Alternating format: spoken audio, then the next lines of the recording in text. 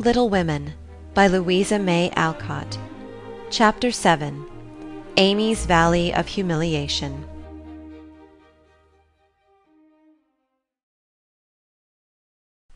"That boy is a perfect Cyclops, isn't he?" said Amy one day as Laurie clattered by on horseback with a flourish of his whip as he passed. "How dare you say so, when he's got both his eyes, and very handsome ones they are too!" cried Jo, who resented any slighting remarks about her friend. "I didn't say anything about his eyes, and I don't see why you need to fire up when I admire his riding." "Oh, my goodness! That little goose means a centaur, and she called him a Cyclops!" exclaimed Jo, with a burst of laughter. "You needn't be so rude. It's only a lapse of lingy, as Mr. Davis says," retorted Amy, finishing Jo with her Latin. "I just wish I had a little of the money Laurie spends on that horse," she added, as if to herself, yet hoping her sisters would hear. "Why?" asked Meg kindly, for Jo had gone off in another laugh at Amy's second blunder. "I need it so much. I'm dreadfully in debt, and it won't be my turn to have the rag money for a month." "In debt, Amy? What do you mean?" And Meg looked sober. "Why, I owe at least a dozen pickled limes, and I can't pay them, you know, till I have money, for Marmee forbade me having anything charged at the shop." "Tell me all about it. Are limes the fashion now? It used to be pricking bits of rubber to make balls." And Meg tried to keep her countenance, Amy looked so grave and important. "Why, you see, the girls are always buying them, and unless you want to be thought mean, you must do it too. It's nothing but limes now, for everyone is sucking them in their desks in school-time, and trading them off for pencils, bead rings, paper dolls, or something else at recess. If one girl likes another, she gives her a lime. If she's mad with her, she eats one before her face, and doesn't offer even a suck. They treat by turns, and I've had ever so many, but haven't returned them, and I ought, for they are debts of honor, you know." "How much will pay them off and restore your credit?" asked Meg, taking out her purse. "A quarter would more than do it, and leave a few cents over for a treat for you. Don't you like limes?" "Not much. You may have my share. Here's the money. Make it last as long as you can, for it isn't very plenty, you know." "Oh, thank you. It must be so nice to have pocket money. I'll have a grand feast, for I haven't tasted a lime this week. I felt delicate about taking any, as I couldn't return them, and I'm actually suffering for one." Next day Amy was rather late at school, but could not resist the temptation of displaying, with pardonable pride, a moist brown paper parcel before she consigned it to the inmost recesses of her desk. During the next few minutes the rumour that Amy March had got 24 delicious limes, she ate one on the way, and was going to treat, circulated through her set, and the attentions of her friends became quite overwhelming. Katy Brown invited her to the next party on the spot. Mary Kingsley insisted on lending her her watch till recess, and Jenny Snow, a satirical young lady, who had basely twitted Amy upon her limeless state, promptly buried the hatchet and offered to furnish answers to certain appalling sums. But Amy had not forgotten Miss Snow's cutting remarks about some persons whose noses were not too flat to smell other people's limes, and stuck-up people who were not too proud to ask for them, and she instantly crushed that Snow girl's hopes by the withering telegram. "You needn't be so polite all of a sudden, for you won't get any." A distinguished personage happened to visit the school that morning, and Amy's beautifully drawn maps received praise, which honour to her foe rankled in the soul of Miss Snow, and caused Miss March to assume the airs of a studious young peacock. But, alas, alas! Pride goes before a fall, and the revengeful Snow turned the tables with disastrous success. No sooner had the guest paid the usual stale compliments and bowed himself out, than Jenny, under pretence of asking an important question, informed Mr. Davis, the teacher, that Amy March had pickled limes in her desk. Now Mr. Davis had declared limes a contraband article, and solemnly vowed to publicly ferule the first person who was found breaking the law. This much-enduring man had succeeded in banishing chewing-gum after a long and stormy war, had made a bonfire of the confiscated novels and newspapers, had suppressed a private post-office, had forbidden distortions of the face, nicknames, and caricatures, and done all that one man could do to keep 100 rebellious girls in order. Boys are trying enough to human patience, goodness knows, but girls are infinitely more so, especially to nervous gentlemen with tyrannical tempers and no more talent for teaching than Dr. Blimber. Mr. Davis knew any quantity of Greek, Latin, algebra, and ologies of all sorts, so he was called a fine teacher, and manners, morals, feelings, and examples were not considered of any particular importance. It was a most unfortunate moment for denouncing Amy, and Jenny knew it. Mr. Davis had evidently taken his coffee too strong that morning, there was an east wind, which always affected his neuralgia, and his pupils had not done him the credit which he felt he deserved. Therefore, to use the expressive if not elegant language of a schoolgirl, he was as nervous as a witch and as cross as a bear. The word limes was like a fire to powder, his yellow face flushed, and he rapped on his desk with an energy which made Jenny skip to her seat with unusual rapidity. Young ladies, attention, if you please. At the stern order the buzz ceased, and 50 pairs of blue, black, grey, and brown eyes were obediently fixed upon his awful countenance. Miss March, come to the desk.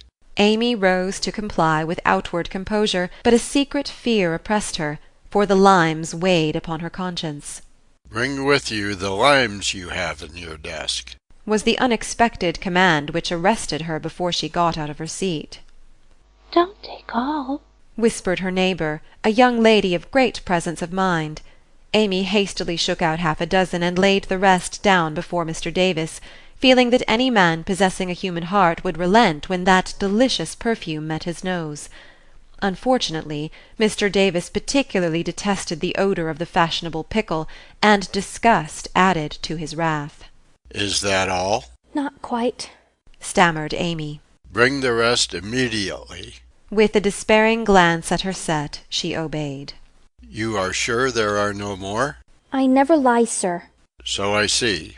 Now take these disgusting things 2 by 2 and throw them out of the window. There was a simultaneous sigh which created quite a little gust, as the last hope fled, and the treat was ravished from their longing lips. Scarlet with shame and anger, Amy went to and fro 6 dreadful times, and as each doomed couple, looking oh so plump and juicy, fell from her reluctant hands, a shout from the street completed the anguish of the girls, for it told them that their feast was being exulted over by the little Irish children who were their sworn foes. This was too much.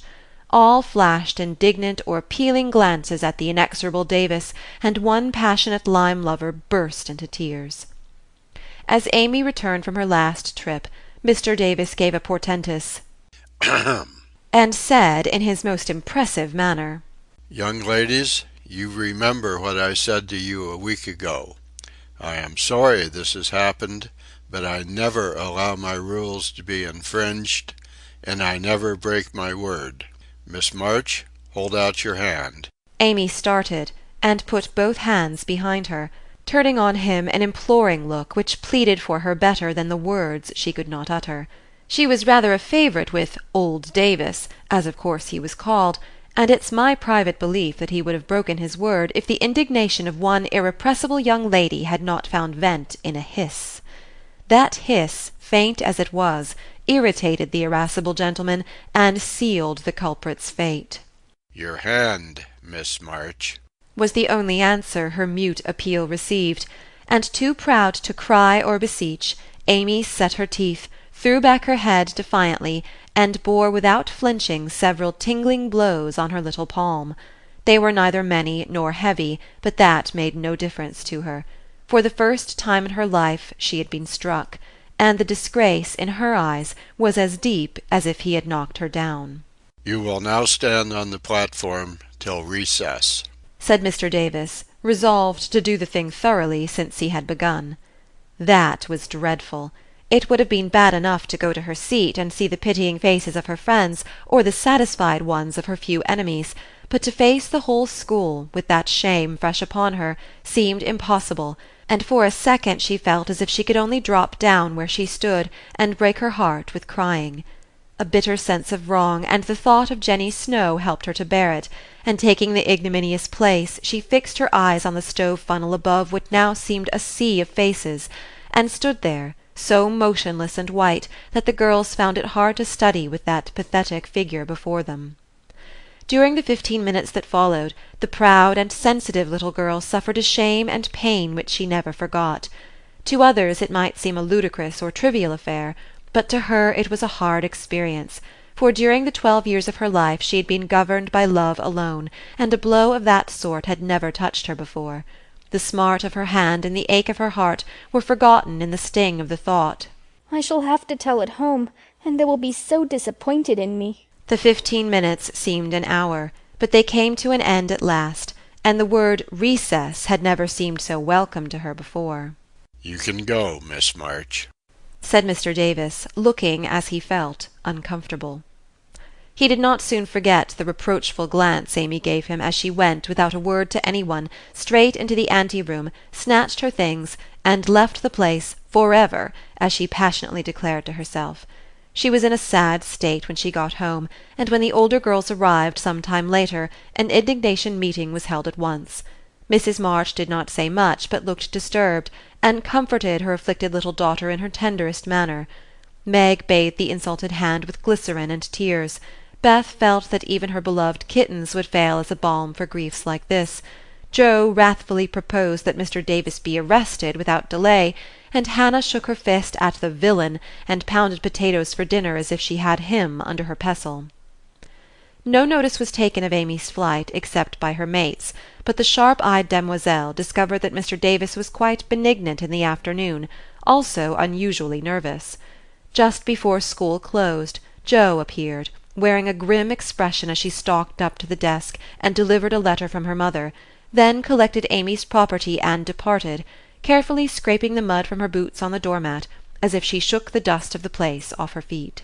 "Yes, you can have a vacation from school, but I want you to study a little every day with Beth," said Mrs. March that evening. "I don't approve of corporal punishment, especially for girls.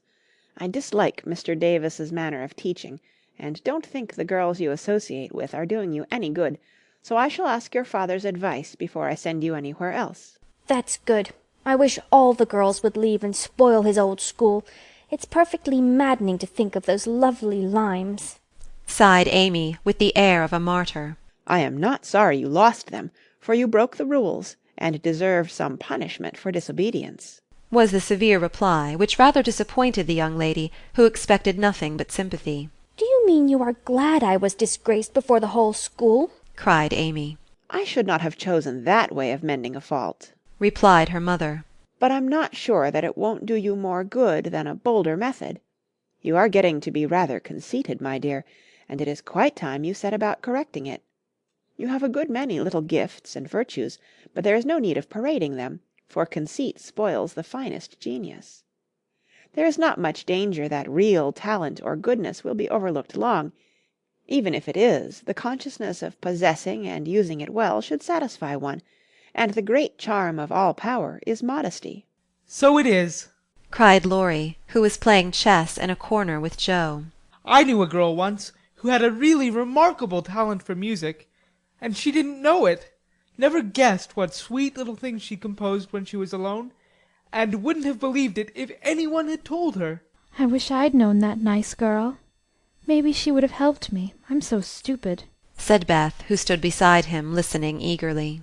"You do know her, and she helps you better than anyone else could," answered Laurie, looking at her with such mischievous meaning in his merry black eyes that Beth suddenly turned very red, and hid her face in the sofa-cushion, quite overcome by such an unexpected discovery. Joe let Laurie win the game to pay for that praise of her Beth, who could not be prevailed upon to play for them after her compliment. So Laurie did his best, and sang delightfully, being in a particularly lively humour, for to the Marches he seldom showed the moody side of his character. When he was gone, Amy, who had been pensive all evening, said suddenly, as if busy over some new idea, "Is Laurie an accomplished boy?" "Yes, he has had an excellent education, and has much talent. He will make a fine man, if not spoiled by petting," replied her mother. "And he isn't conceited, is he?" asked Amy. Not in the least. That is why he is so charming, and we all like him so much." I see. It's nice to have accomplishments and be elegant, but not to show off or get perked up, said Amy thoughtfully. These things are always seen and felt in a person's manner and conversations, if modestly used, but it is not necessary to display them, said Mrs. March. Any more than it's proper to wear all your bonnets and gowns and ribbons at once, that folks may know you've got them, added Joe, and the lecture ended in a laugh. End of chapter 7.